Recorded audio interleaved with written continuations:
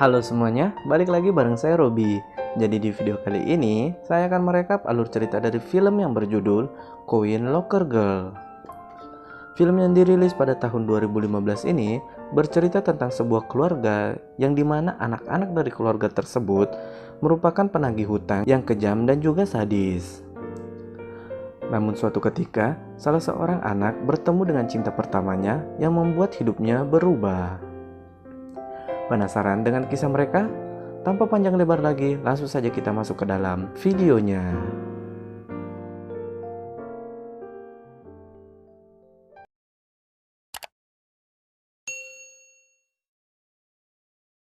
Di awal film, seorang gelandangan menemukan seorang bayi di loker stasiun kereta bawah tanah. Bayi itu diberi nama Ilyong oleh gelandangan itu karena ia ditemukan di loker nomor 10. Dalam bahasa Korea, Il itu berarti 1 dan Yong berarti 0. Jadi Ilyong 1-0. Ilyong tumbuh dan tinggal bersama dengan gelandangan lainnya di stasiun itu. Sampai suatu hari, seorang polisi yang merazia para gelandangan di stasiun tersebut menculik dan menjual Ilyong pada seorang buaya darat. Oh, maaf, maksud saya lintah darat yang bernama Mauhi, atau biasa dipanggil dengan sebutan Oma. Oma menjalankan berbagai macam jenis bisnis, mulai dari rentenir, pemasok tenaga kerja asing ilegal, sampai berjualan nasi uduk dan lontong sayur. Ah, itu Oma yang tinggal dekat rumah saya. Lanjut. Oma dikenal sebagai seorang rentenir yang kejam, di mana dia meminjamkan uang pada orang-orang dengan bunga yang sangat besar. Dan apabila orang yang meminjam uang padanya tidak dapat membayar hutangnya, maka dia tak segan-segan untuk membunuh dan mengambil organ tubuh orang tersebut, lalu menjualnya di pasar gelap. Ilyong beserta dengan anak lainnya dipekerjakan sebagai pembagi selembaran di stasiun kereta. Akan tetapi karena dianggap kurang berguna, mereka pun dibuang di jalanan. Ilyong bertemu dengan seorang anak yang juga dibuang oleh Oma, lalu mengajak anak tersebut untuk kembali ke rumah Oma. Dan akhirnya, mereka pun diizinkan untuk tinggal di rumah Oma. Pada suatu hari, Ilyong diajak oleh Oma untuk pergi bekerja, dan saat di perjalanan, Ilyong melihat seekor anjing yang sedang sekarat. Tanpa belas kasihan, Oma membunuh anjing tersebut, lalu berkata kepada Ilyong, bila dia tak berguna lagi, maka dia akan bernasib sama seperti anjing tersebut. Ilyong pun kini telah dewasa, dan dia bekerja menjadi tukang penagih hutang Oma. Ilyong datang ke sebuah tempat perjudian, lalu menagih hutang salah seorang pria yang sedang berjudi. Bukannya membayar hutangnya, pria tersebut malah meremehkan Ilyong, lalu memukulnya dengan asbak. Ilyong pun memperdengarkan suara istri dari pria itu yang sedang disekap oleh anak buah Oma. Akhirnya, pria itu pun menjadi takut pada Ilyong, dan Ilyong menyuruhnya untuk berjudi dengan taruhan yang besar. Setelah pria itu memenangkan taruhan tersebut, Ilyong mengambil uangnya lalu memukul pria itu dengan asbak sebagai bayaran bunga untuk hutangnya. Ilyong tumbuh menjadi gadis yang tidak punya rasa takut berkat didikan dari Oma. Selain Ilyong, Oma juga memiliki 3 orang anak lainnya, yaitu Wogun, Song, dan Hongju. Suatu malam, Ilyong mendapat tugas untuk menagih hutang pada seorang pria yang dimana ayahnya memiliki hutang yang sangat banyak pada Oma. Jadi simpelnya, pria ini harus menanggung hutang ayahnya yang pergi ke luar negeri. Keesokan harinya, Ilyong pun pergi ke tempat pria yang harus ia tagih hutangnya. Sambil memegang pisau, dia pun mengetuk rumah pria itu. Dan saat pintu terbuka, diketahui bahwa pria tersebut bernama Park Sok-kyun. Sok-kyun dengan ramahnya mengajak Ilyong untuk masuk ke dalam rumah, yang membuat Ilyong melipat kembali pisaunya. Dia juga menawarkan minuman dan membuatkan Ilyong pasta. Lalu dia berjanji kalau dia akan membayar hutang ayahnya karena ayahnya juga sedang bekerja keras di luar negeri untuk membayar hutangnya. Lalu Ilyong bertanya, "Mengapa kau begitu percaya pada ayahmu? Bagaimana kalau dia membuangmu?" Dengan tersenyum, Sokyun pun menjawab, "Kenapa saya harus tidak percaya pada ayahku sendiri?" Sokyun yang melihat luka pada wajah Ilyong mencoba untuk mengoleskan salep. Akan tetapi, Ilyong merasa tidak senang dan melempar makanannya lalu pergi dari rumah Sokyun. Saat di perjalanan pulang, Oma menelponnya dan bertanya apakah dia sudah mendapatkan uangnya. Dan untuk pertama kalinya, Ilyong berbohong pada Oma dengan berkata kalau tak ada siapapun di rumah Sokyun saat dia datang. Ilyong datang ke sebuah klub malam karena Song membuat masalah di klub itu. Saat ia sampai, ia melihat Song sedang menghajar seorang wanita yang enggan membayar hutangnya. Ilyong pun memeriksa tangan Song yang tampak sedang mabuk berat dan benar saja, Song sedang berada di bawah pengaruh narkoba. Saat akan membawa Song pergi, ia bertemu dengan seorang pria yang bernama Chido. Chido adalah pemilik klub malam dan juga seorang pengedar narkoba yang menjual narkobanya pada Song. Ilyong pun memperingatkan Chido untuk tidak kembali menjual narkobanya pada Song bila ia ingin tetap hidup. Keesokan harinya, Ilyong kembali datang ke rumah Sokyun. Karena Sokyun tak mengangkat telepon dan membuka pintu rumahnya, dia pun menerobos masuk ke dalam rumah Sokyun. Dia berpikir kalau Sokyun telah melarikan diri, akan tetapi tak lama Sokyun menelponnya dan menyuruhnya untuk datang ke tempat kerjanya. Ilyong pun datang ke tempat kerja Sokyun dan menunggu Sokyun menyelesaikan pekerjaannya. Saat pekerjaannya selesai, Sokyun mengajak Ilyong untuk nonton di bioskop. Dia juga membayar sebagian hutangnya agar Ilyong mau diajak untuk nonton. Saat berada di bioskop, Ilyong tanpa sengaja tertidur di bahu Sokyong dan tumbuhlah benih-benih cinta di antara mereka. Selesai menonton film, mereka pun pergi untuk minum-minum. Di sini, Sokyun menceritakan masa kecilnya yang kelam dan juga cita-citanya yang ingin menjadi seorang koki yang hebat. Dia juga menceritakan keinginannya untuk bersekolah di sekolah memasak yang berada di Perancis. Akan tetapi, karena harga tiket ke Perancis yang sangat mahal, dia belum bisa mewujudkan cita-citanya itu. Ilyong mengantar Sokyun yang sedang mabuk berat ke rumahnya. Di suatu kesempatan, Ilyong terus saja melihat Sokyun. Sampai akhirnya, Oma menelponnya yang membuat dia harus segera pulang. Sesampainya di rumah, Song mencurigai ada sesuatu yang terjadi pada Ilyong. Dan keesokan harinya, dia mengajak Ilyong untuk berbelanja pernak-pernik wanita.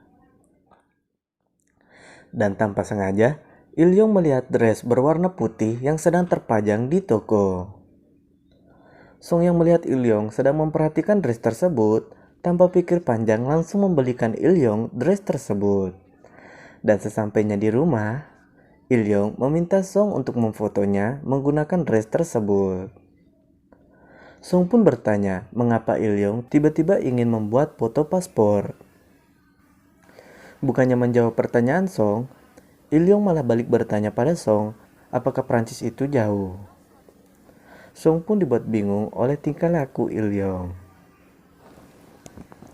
Di tempat lain, Wogun mendatangi tempat kerja Sokyun. Tanpa basa-basi, dia langsung menghajar Sokyun lalu menagih hutang ayahnya. Dia juga memberi waktu Sokyun 1 malam untuk membayar hutang-hutangnya. Ilyong diajak oleh Oma untuk pergi menagih hutang, dan alangkah terkejutnya Ilyong ketika ia disuruh oleh Oma untuk membunuh Sokyun agar organ tubuh Sokyun dapat dijual untuk melunasi hutang ayahnya. Ilyong tidak sendirian untuk melaksanakan tugas tersebut. Dia akan dibantu oleh Hongju. Perlu diketahui kalau Hongju walaupun memiliki keterbelakangan mental, akan tetapi apabila Oma telah memerintahkannya untuk membunuh seseorang, maka dia akan membunuh orang tersebut entah bagaimanapun caranya. Ilyong menyuruh Hongju untuk berhitung sampai 100 sebelum dia pergi ke tempat Sokyung. Ilyong pun segera naik ke rumah Sokyung dan menyuruh Sokyung untuk segera pergi. Dia juga memberi Sokyung tiket pesawat dan berkata, tinggalkanlah Korea bila kau tidak ingin mati. Namun Sokyung tidak mempercayai perkataan Ilyong dan pada saat yang sama, Hongju datang. Hongju pun langsung mengenali Sokyung dan akan segera membunuhnya. Dan dengan sangat terpaksa, Ilyong memukul kepala Hongju hingga akhirnya Hongju pun jatuh pingsan. Mereka pun segera melarikan diri, namun pelarian mereka terhenti karena mereka tertangkap oleh Dr. An dan juga anak buahnya. Dr. An adalah orang yang bertugas untuk mengoperasi dan menjual organ tubuh orang yang berhutang pada Oma. Ilyong dibius oleh salah seorang anak buah Dr. An dan tak lama Oma pun datang. Dengan sekuat tenaga, Ilyong mencoba untuk menghentikan Oma yang akan membunuh Sokyung. Namun apalah daya, dia tak mampu bergerak. Oma pun mendatangi Sokyung dan setelah bertanya, apakah kau orang yang telah membuat Ilyong berubah? Tanpa pikir panjang, Oma langsung menyayat leher Sokyung hingga akhirnya Sokyung pun tewas di depan mata Ilyong.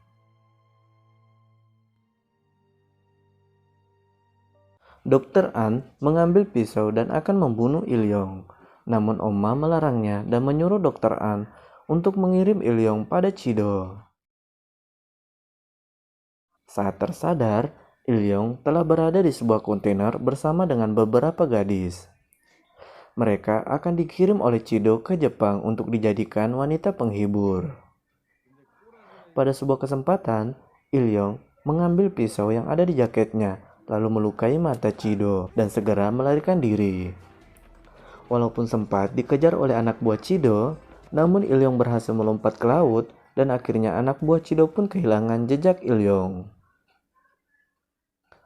Keesokan harinya, Oma yang sedang melihat foto Ilyong tiba-tiba saja mendapat telepon dari Chido yang melaporkan kalau Ilyong melarikan diri dan melukai matanya. Oma menemui anak-anaknya yang lain, lalu kemudian menyuruh mereka untuk tidak melakukan apapun sebelum ada perintah darinya. Seorang pria yang dulu adalah seorang polisi yang menjual Ilyong pada Oma mendapat pesanan dari Chido untuk mencari dan membunuh Ilyong.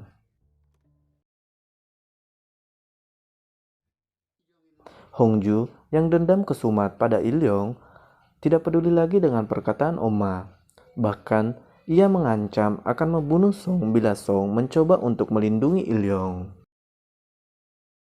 Song mendapat telepon dari Ilyong, namun karena Hongju berada di sampingnya, dia pun berpura-pura kalau telepon tersebut dari orang yang salah sambung. Dan pada malam harinya, Song diam-diam keluar rumah, namun secara kebetulan, dia bertemu dengan Dr. An yang memintanya untuk memikirkan baik-baik apa yang akan dia lakukan. Ilyong mendatangi kedai yang sering dia datangi bersama dengan Song. Paman pemilik kedai itu memberi Ilyong sesuatu lalu berkata kalau Song menunggunya di lapangan baseball. Di tempat lain, Chido dibunuh oleh Oma karena mencoba meminta ganti rugi atas matanya yang telah dilukai oleh Ilyong. Ilyong mendatangi lapangan baseball, namun dia tidak melihat Song di tempat tersebut. Dan saat ia akan pergi, Hongju yang sangat ingin membunuh Ilyong muncul. Ilyong pun meminta maaf pada Hongju, namun Hongju yang telah gelap mata terus saja mengejar dan menghajar Ilyong. Dan pada saat Hongju akan membunuh Ilyong, Wogun datang dan berusaha untuk menghentikan Hongju. Hongju pun menganggap kalau Wogun juga berusaha untuk melindungi Ilyong dan akan membunuh Wogun. Hongju mengambil pisau lalu menusuk leher Wogun. Dan saat dia akan keluar untuk membunuh Ilyong, Wogun pun terpaksa membunuh Hongju dengan cara mematahkan lehernya. Dan akhirnya mereka berdua pun tewas di hadapan Ilyong. Ilyong sangat bersedih karena kehilangan kedua saudaranya. Namun tiba-tiba saja muncul seseorang yang memukul kepalanya hingga akhirnya dia jatuh pingsan.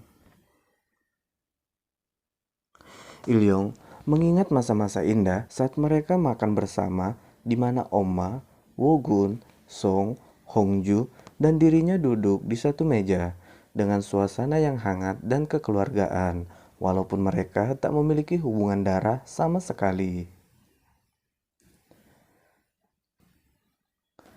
Ilyong tersadar dan telah berada di bagasi mobil, dan saat dia akan dibunuh, Ilyong melawan dan berhasil merebut senjata orang yang ingin membunuhnya. Dan pada akhirnya, untuk pertama kalinya, Ilyong membunuh seseorang. Tak lama, Ilyong menelpon Oma dan memberitahunya kalau Wogun dan Hongju telah tewas.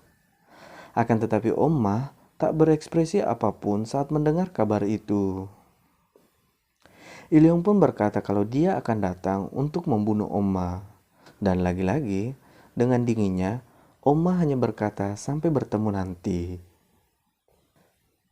Namun, pada saat telepon ditutup, Oma meneguk minumannya, lalu berkata, dialah orang yang sudah tidak berguna lagi.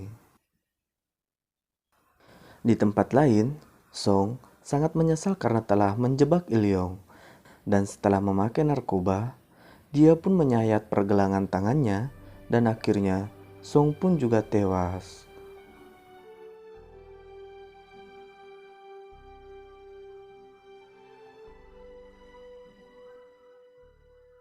Oma mendatangi loker di mana Ilyong pertama kali ditemukan dan menaruh sesuatu di loker tersebut.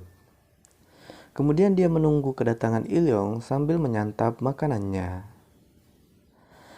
Dan saat Ilyong datang, Oma menyuruhnya untuk makan terlebih dahulu. Tampaknya, Oma sudah pasrah kalau dia akan dibunuh oleh Ilyong. Dan saat Ilyong menusuknya,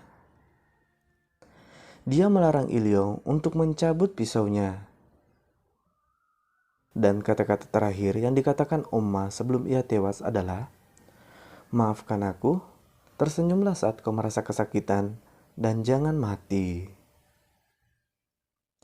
Oma pun memberikan Ilyong kunci loker sebelum akhirnya dia pun tewas.